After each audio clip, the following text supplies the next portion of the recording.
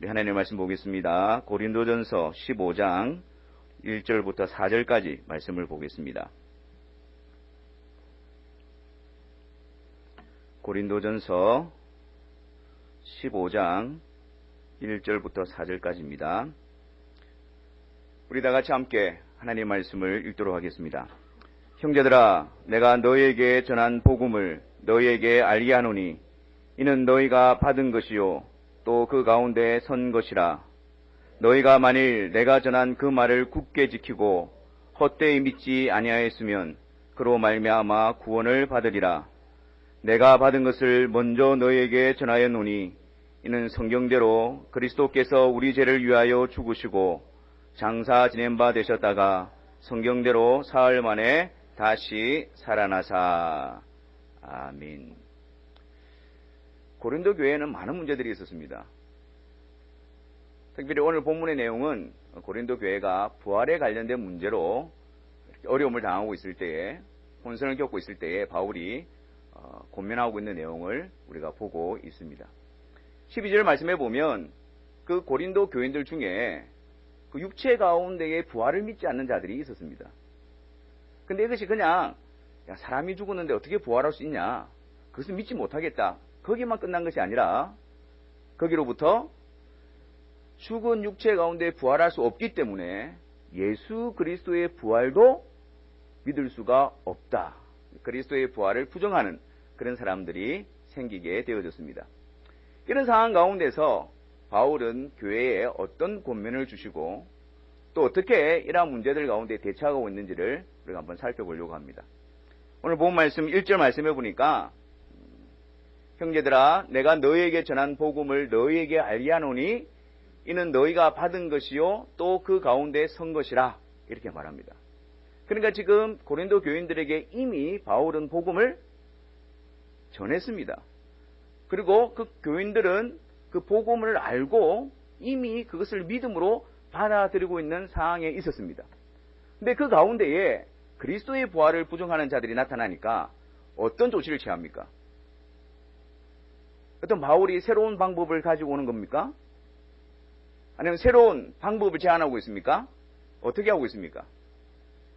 내가 너에게 전한 복음을 너희에게 알게 하노니, 너희에게 전한 그 복음을 다시 그들에게 가르치고 그들에게 알게 함으로써 그들로 하여금 믿음 안에 굳게 세워지도록 하고 있는 것입니다. 바울이 전한 복음이 무엇일까요? 3절과 4절 말씀입니다. 3절과 4절 말씀해 보니까 내가 받은 것을 먼저 너희에게 전하였노니 이는 성경대로 그리스도께서 우리 죄를 위하여 죽으시고 장사 지낸 바 되셨다가 성경대로 사흘 만에 다시 살아나사. 바울이 전한 복음, 예수 그리스도의 십자가와 부활이었습니다. 그리고 그들이 흔들릴 때에 다시 그들을 믿음 위에 굳게 세워질 수 있도록 다시 알게 한 내용도 예수 그리스도의 십자가와 부활이었습니다. 그래서 2절 말씀에 그들로 하여금 굳게 지키고, 복음을 굳게 지키고 헛되이 믿지 않도록 그들을 세워 나갔던 것이지요. 오늘 우리가 부활주를 맞이해서 주님의 죽으심과 부활에 대한 말씀을 깊이 상고함으로 말미암아 이 시간을 통해서 우리가 다시 한 번 더 복음 안에, 믿음 안에 굳게 세워지고, 그리고 그 복된 복음을 가볍게 여기고, 그리고 그 복된 복음을 헛되이 믿고 있는 우리들의 자세가 돌이켜져서 믿음 안에 다 함께 굳건하게 세워지는 은혜의 시간이 되기를 바랍니다. 오늘 이 말씀을 통해서 먼저 우리가 살펴보아야 될 내용은 예수 그리스도의 십자가 죽음입니다. 예수 그리스도께서 십자가에서 죽으신 이유가 무엇일까요? 로마서 4장 25절을 보겠습니다. 다 같이 한번 읽어볼까요? 예수는 우리가 범죄한 것 때문에 내줌이 되고 또한 우리를 의롭다 하시기 위하여 살아나셨느니라. 예수님께서 십자가에 죽으신 이유는 무엇 때문에? 우리의 범죄함 때문입니다. 우리의 죄를 대속하시기 위해서 죄 없으신 예수 그리스도께서 우리를 대신하여 그 자리에 계신 것입니다. 예수님의 십자가에서 죽으심은 무엇의 성취일까요? 그냥 갑자기 예수님이 나타나셔서 갑자기 십자가를 지시고 십자가에서 죽으신 것입니까? 이 일은 영원 전부터 시작합니다. 성부 하나님께서 구원하시기로 택하신 자들을 위해서 성자 하나님과 약속을 맺으시죠. 성자 하나님을 그들의 구원자로, 그들의 구속자로 세우시고, 그리고 때가 참에 예수님께서 그 하나님의 뜻을 이루시기 위해서 육신을 입고 이 세상에 오신 것입니다. 그리고 그 아버지의 뜻을 성취하시기 위해서 십자가에 죽기까지 복종하신 것입니다. 십자가의 죽으심이라는 것은 단지 예수님이 나의 죄를 위해서 죽으셨다라는 의미에서 좀 더 나아가서 나를 향한 영원 전부터 성부 하나님의 택하심이, 계획하심이 때가 되어 그리스도를 통해서 이루어졌다는 사실을 우리는 볼 수 있어야 합니다. 그러면 예수 그리스도의 십자가에서 일어난 일은 어떤 일일까요? 혹시 지난주 굿프라이데이 서비스에 참석하신 분들 가운데에 들은 말씀을 기억하십니까? 십자가에서 일어났던 내용 5가지를 우리가 상고했죠. 혹시 기억하십니까? 뭐 선물은 없지만은 첫 번째가 무엇입니까? 속전, 이렇게 했죠. 속전. 속전의 뜻이 무엇입니까? 값이 지불되어졌다는 거예요. 그래서 예수님은 십자가를 통해서 우리의 죄의 값을 온전히 지불하셨음을 의미합니다. 그 일이 십자가에서 일어난 거예요. 그 다음에는요, 구속입니다. 구속은 죄의 값이 지불되어졌기 때문에 죄의 권세 아래 있던 우리들이 해방되어진 것을 이야기합니다. 그리고요, 화목입니다. 화목. 예수님께서 우리의 화목제물이 되시지 않습니까? 그 말의 의미는 무엇입니까?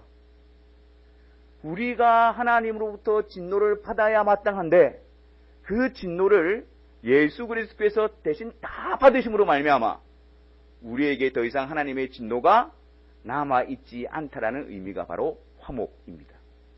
그리고 네 번째는요, 속죄입니다. 속죄. 속죄의 의미가 무엇이라고요? 죄에 대한 책임을 더 이상 우리에게 묻지 않으신다는 겁니다. 예수님께서 우리 죄에 대한 책임을 온전히 다 담당하셨기 때문에 그 그리스도로 말미암아 더 이상 하나님은 우리의 죄에 대한 책임을 묻지 않으시고 정죄함이 없고 내가 다시는 너희 죄를 기억지 아니하고 동이 서에서 문 것 같이 너희 죄가를 멀리 옮기시며 이 놀라운 약속을 우리에게 선언해 주시는 것이죠. 5번째, 십자가에서 일어났던 사건은 화해입니다. 죄로 말미암아 나누어져 있고 죄로 말미암아 하나님과 원수되었던 우리들이 그리스도로 말미암아 화해가 일어난 것이죠.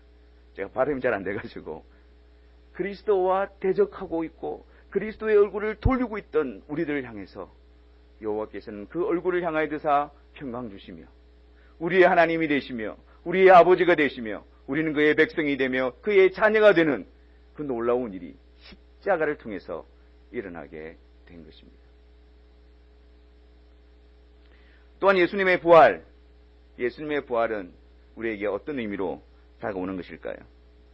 로마서 4장 25절 말씀을 다시 한번 보겠습니다. 우리의 범죄한 것 때문에 내줌이 되고 또한 예수님이 부활하신 이유가 무엇이라고요?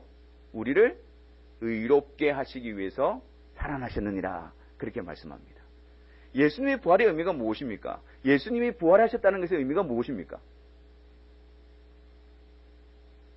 십자가에서 이루신 일이 완전히 이루어졌다라는 확증입니다. 예수님께서 십자가에 죽으신 이유는 우리의 죄를 대신 담당하셨기 때문입니다. 그런데 그 일이 이루어졌는데도 예수님께서 계속해서 무덤 가운데에 죽음의 권세 가운데에 머물고 계시다면 그 십자가에서 일어난 일이 어떻게 되어졌다는 겁니까? 완전히 이루어지지 않았다는 것을 의미할 것입니다. 여전히 죄의 권세 아래에 있으니까, 죽음의 권세 아래에 있으니까. 그러나 예수님께서는 우리 죄를 담당하시고 죽으시고 무덤 가운데 머물러 계신 것이 아니라 사망 권세를 깨뜨리시고 부활하셨습니다. 우리에 대한 죄가 모두 해결이 되어지고 죄로 말미암아 사망의 법 아래에 있던 우리가 그리스도로 말미암아 그 권세로부터 해방되어졌음을 부활을 통해서 우리에게 나타내 보여주시는 것입니다.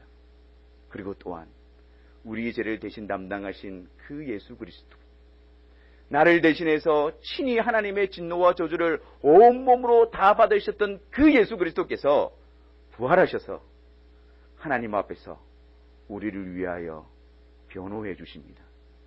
우리를 위하여 대언해 주십니다. 예수 그리스도를 통해서 의롭게 되어졌다라고 그 주님께서, 나를 위해서 죽으신 그 주님께서 부활하셔서 우리의 중보가 되시고 우리의 대언자가 되시고 우리를 변호해 주시는 분으로 서 계신 것입니다. 이 부활에 대해서 베드로는 베드로 1장 3절에서 구체적으로 이렇게 표현합니다. 우리 같이 한번 읽어보겠습니다. 우리 주 예수 그리스도의 아버지 하나님을 찬송하리로다. 그의 많으신 긍휼대로 예수 그리스도를 죽은 자 가운데서 부활하게 하심으로 말미암아 우리를 거듭나게 하사 산 소망이 있게 하시며, 예수 그리스도의 부활을 통해서 우리에게 이루신 일이 무엇입니까? 우리를 거듭나게 하사, 그리고 우리에게 산 소망이 있게 하신다라는 말씀입니다. 그리스도께서 죽으시고 부활하심을 통해서 하나님이 택하신 자들을 거듭나게 하십니다. 그리고 그들에게 그리스도를 통해서 장차 약속되어진 일을 생생하게 분명한 소망으로 우리에게 허락해 주시는 것입니다. 예수님께서 죽으시고 부활하신 후에 승천하셨습니다. 그리고 난 다음에 하신 일이 무엇이지요? 하나님께서는 우리를 거듭나게 하시기 위해서 어떻게 역사하셨습니까? 예수님께서 부활하시고 승천하신 후에 하신 일이 성령 하나님을 보내주셨잖아요. 아버지로부터 아들로 말미암아 성령 하나님을 보내주셨습니다. 왜 하필이면 예수님이 부활하신 후에 성령 하나님을 보내주신 것일까요? 거듭나게 하시는 그 일은 오직 예수 그리스도께서 이루신 십자가와 부활을 통해서 이루신 그 구속의 공로와 은혜를 통해서 성령으로 말미암아 거듭나게 하시기 때문입니다. 그래서 그리스도께서 그 일을 온전히 이루시고 그 다음에 성령님을 택한 자들에게 보내주셔서 믿음으로 말미암아 그리스도와 연합시키시는, 새로운 피조물로 만드시는, 옛 사람은 죽고 새 사람으로 살게 하는 그 일을 이루어 주시는 것입니다. 성령으로 말미암아 복음으로 그리스도를 만나게 하고, 성령으로 말미암아 복음으로 그리스도가 나의 구주, 나의 주인 되심을 믿게 하고 계속해서 그분 안에 거하게 함으로 말미암아 우리를 거듭난 자로서의 삶을 살아가게 하시는 것입니다. 그러면 여러분, 거듭났다라는 것은 옛 사람은 죽고 새로운 생명으로 산다는 것인데, 거듭난 자의 삶에 있어서는 반드시 거기에 대한 특징들이 있습니다. 그러지 않습니까? 내 본질이 달라졌고 내 본성이 달라졌고 내 생명이 달라졌는데 이전의 삶과 똑같을 수는 없을 것입니다. 그러면 거듭난 자들, 새로운 생명을 부여받은 자들, 그리스도 안에서 새로운 피조물이 된 자들이 가지는 열매, 특징들은 무엇일까요? 저를 쳐다본다고 답이 나오는 것은 아닙니다. 여러분, 예수님께서 십자가에서 이루신 일이 무엇이라고 그랬죠? 첫 번째가 속전, 죄의 값을 지불했잖아요. 그래서 거듭난 자는 그리스도로 말미암아 죄의 값이 지불된 자로서 어떤 삶을 살게 되어집니까?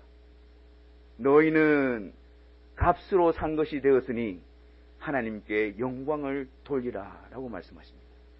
그리스도께서 우리의 죄값을 지불하신 자들은 어떤 삶이 시작되어집니까? 하나님의 영광을 위해서, 하나님의 이름과 하나님의 뜻을 위해서 완전하지는 않지만 그렇게 살아가는 삶이 시작되어지고 멈추지 않고 계속해서 일어나게 되는 것입니다. 두 번째, 그리스도를 통해서 일어나는 일이 무엇이라고요? 구속입니다. 거듭난 자들은 예수 그리스도로 말미암아 죄의 종로로 타는 자리에서 해방되어져서 자유케 되어져서 하나님의 소유된 자들입니다. 그래서 그들 안에 일어나는 역사, 거듭난 자들이 가지는 역사가 무엇입니까? 이제 더 이상 죄의 종로로 타지 않고 우리 속에서 죄를 미워하며 죄를 거부하며 죄를 대적하는 일이 일어나게 되어집니다. 이전에는 죄의 종이 되어져서 육신의 생각대로 욕심대로 죄의 유혹에 져서 그렇게만 살아갔는데 거듭난 자는 그리스도로 말미암아 죄로부터 해방되어져 하나님의 종이 되어 하나님의 뜻을 따르는 일이 우리 가운데 일어나게 되어진 것입니다. 화목, 하나님께서 우리에 대한 진노를 예수 그리스도께 다 쏟아부으시고 더 이상 우리에 대한 진노와 저주는 남아있지 않습니다. 하지만 그럼에도 불구하고 우리는 이 세상 속에서 어려움을 당하고 힘듦을 당합니다. 그럴 때 우리는 그 상황을 어떻게 이해해야 될까요? 하나님께서 나를 미워하시는가 보다. 하나님께서 나를 진노하시는가 보다. 하나님께서 나를 저주하시는가 보다. 그게 아닙니다. 거듭난 자는 예수 그리스도께서 죄에 대한 모든 진노를 예수님이 다 받으셨다는 사실을 믿는 자입니다. 그 모든 것들은 합력하여 선을 이루시는 사랑의 하나님으로부터 흘러나오는 하나님의 섭리와 지혜로서 우리 가운데 유익되게 하기 위해서 허락되어진 상황으로 우리는 고백하고 따라가는 것입니다. 속죄, 우리에게 있어서는 죄의 값을 지불되어진 자들이기 때문에 거듭난 자는 오직 나의 의를 자랑하는 것이 아닙니다. 나의 행위를 자랑하는 자들이 아닙니다. 오직 예수 그리스도 그분만을 자랑하고 그분의 공로만을 내세우며 나는 자격 없지만 나는 무익한 종이지만 주님이 이루신 그 일을 통해서 죄로부터 자유케 되어졌습니다라고 고백합니다. 그리고 하회, 그리스도로 말미암아 하나님과의 교제가 일어나기 시작합니다. 하나님의 말씀 앞으로 이끌림을 받아 하나님의 말씀을 듣고 순종함으로 우리가 하나님의 백성된 기쁨을 누려갑니다. 하나님을 우리의 아버지라 부르며 자녀된 특권으로서 기도함을 통해서 하나님과의 그 복된 관계를 우리는 확인하고 누려가게 되어집니다. 무엇보다도 예배를 통해서 성부, 성자, 성령 하나님과의 연합을 맛보며 그리고 그 나라에서 영원히 온전한 모습으로 주님 앞에 서게 될 것을 소망하는 자로 연그러져 가게 되어지는 것입니다. 이것이 거듭나게 하신 자들 가운데 나타나는 놀라운 은혜의 열매들인 것입니다. 그리고 또한 우리에게 허락되어진 것이 무엇이라고요? 예수 그리스도의 부활로 말미암아 우리를 거듭나게 하시고 산 소망이 있게 하신다 그래요. 산 소망. 그리스도 안에서 우리의 장래에 우리의 미래에 약속되어진 것이 무엇입니까? 무엇입니까? 몸의 부활과 하나님 나라에 대한 상속입니다. 몸의 부활. 그것이 우리에게 약속되어져 있습니다. 지금은 우리가 거듭나서 새로운 생명으로 살아가고 있지만 여전히 연약하고 잔존하는 부패성 가운데 있는 육신 가운데 살아가고 있는 우리들의 현실입니다.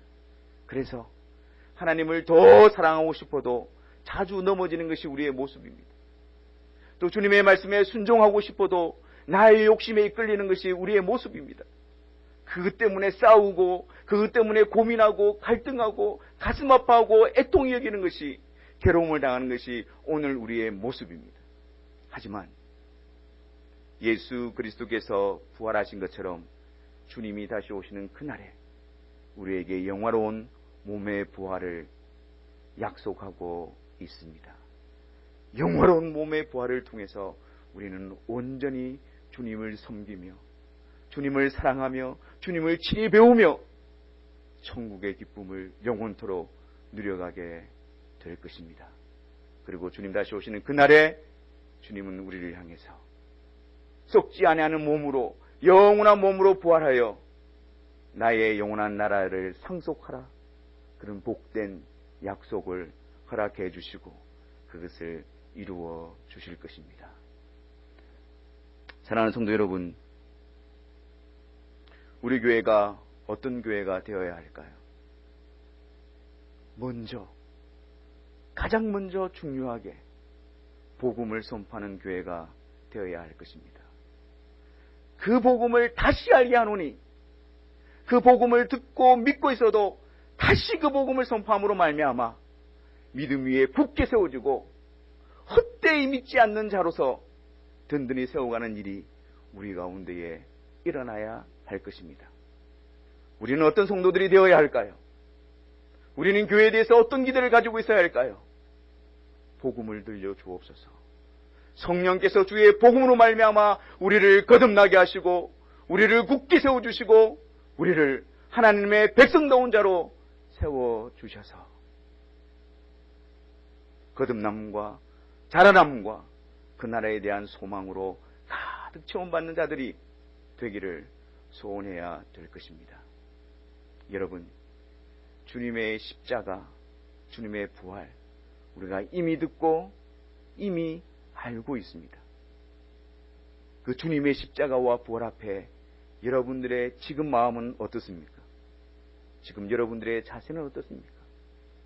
예수님의 십자가도 알고 예수님의 부활도 알겠는데 혹시 그 예수님의 부활과 그 예수님의 십자가가 나를 위한 것이라는 확신이 없는 가운데 있지는 않습니까? 주님의 은혜를 구할 때입니다. 성령의 도우심을 구할 때입니다. 그냥 그런 상태에서 내버려 두지 마시고 다시 복음 앞으로 나와 성령 하나님, 저의 심령 가운데 거듭남과 그 복된 소망을 허락하여 달라고 간절히 사모해야 할 것입니다. 다른 어떤 일보다도 그 일에 우선순위를 빼앗기지 마십시오. 예수 그리스도의 십자가를 듣고 부활을 듣고 이전에는 기뻐했는데 지금은 여러분들의 마음이 무디어져 있지는 않습니까? 그 십자가와 주님의 복음 앞에서 여러분의 마음이 메말라 있지는 않습니까? 주님의 은혜를 구하십시오. 가슴을 치며 회개하며 주님, 다시 주님의 복음 앞에 생명력을 얻게 하여 주옵소서. 다시 그 주님의 복음이 나에게 있어서 기쁨이 될 수 있도록, 영원한 소망이 될 수 있도록, 위로가 될 수 있도록 나의 굳은 마음을 차여 주옵소서. 그런 기도가 우리를 덮어가게 될 때에 우리가 매주일 모이는 예배를 통해서 주 예수 그리스도 그분 안에서 우리가 믿음 안에 든든히 세워가는 은혜를 누리게 될 것입니다. 주님 앞에 가까이 가면 가까이 갈수록 주 예수 그리스도의 십자가와 부활 외에는 결코 자랑함이 없다는 것을 분명하게 붙들게 되어질 것이며 주님 손에 붙들린 바 되어져서 주님의 나라를 향하여 믿음의 경주를 끝까지 감당하는 능력과 힘을 얻게 되어질 것입니다. 우리 모두가 다 주님이 우리 부르시는 그날에, 주님 다시 오시는 그날에 영화로운 몸의 부활을 통해서 나의 이 영원한 나라를 상속하라라는 복된 주님의 음성을 듣게 되는 우리 모두가 되시기를 주님의 이름으로 축원합니다.